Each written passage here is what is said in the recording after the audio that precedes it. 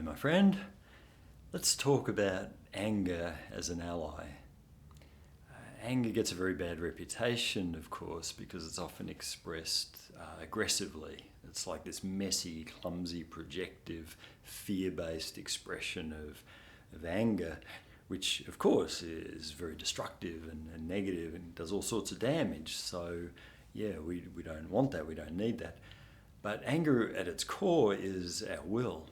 At its essence, it's a part of our divine will.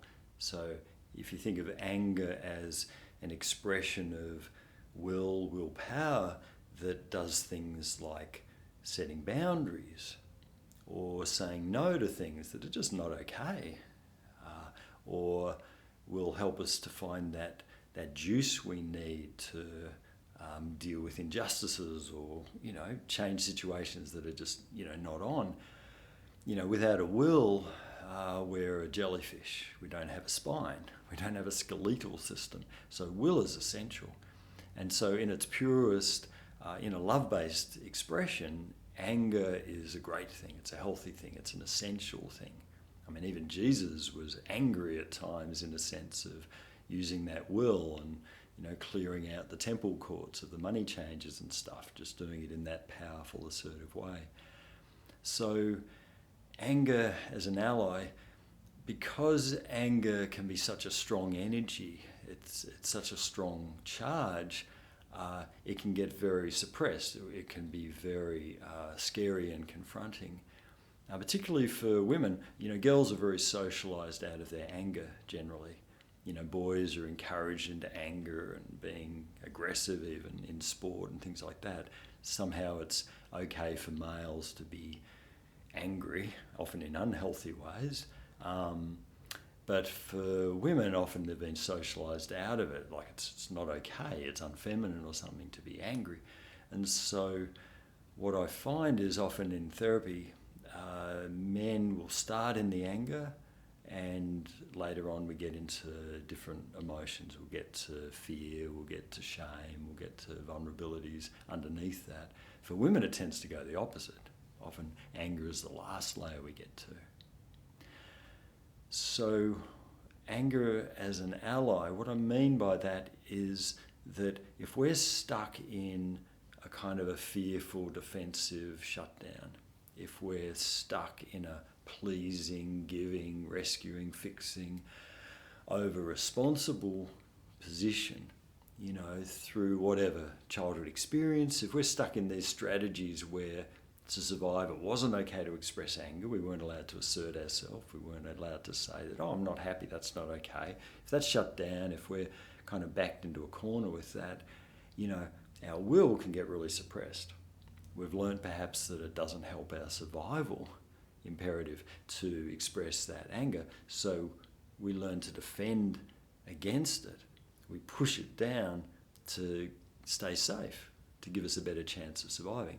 So at the time, it's a very useful, necessary way of dealing. And stronger people who are more likely to really take responsibility for themselves and, watch videos, listen to, clips like this and do their inner work, by definition, you're probably someone who's got that strength, that capacity, which is actually an aspect of your will in itself, where you've been able to suppress, able to keep a lid on your will, on your assertiveness, using will to deny the will.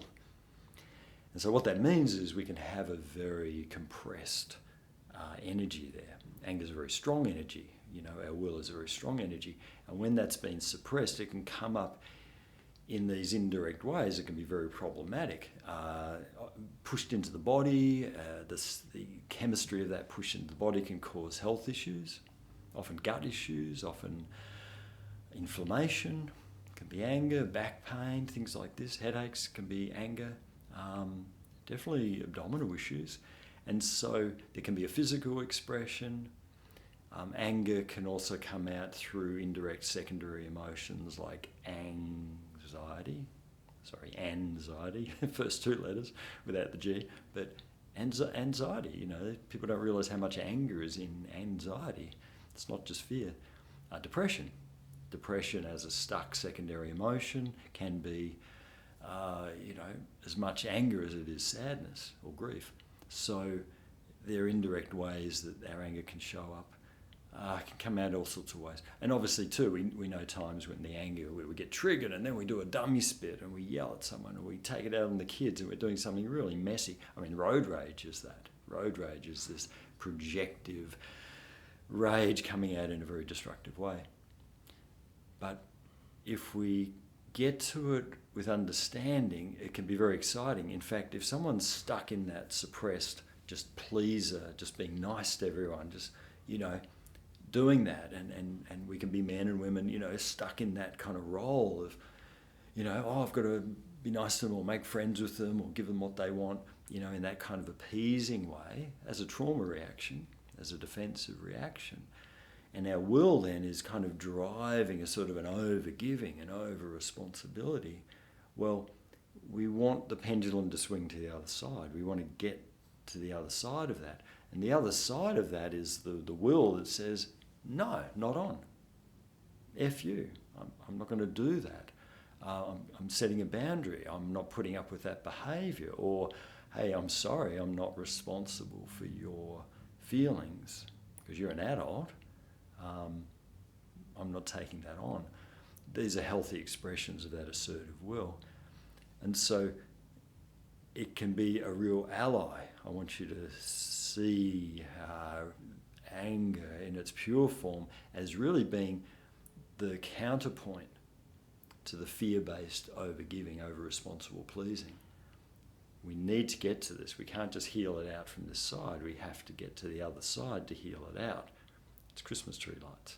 So to get to the other side, to see anger in its pure love-based form, in that more assertive strength, willpower form, as your ally, as your best friend, that might be exactly what you need to get more in touch with and more comfortable with feeling, and not acting out, not projecting, but expressing from in that balanced way.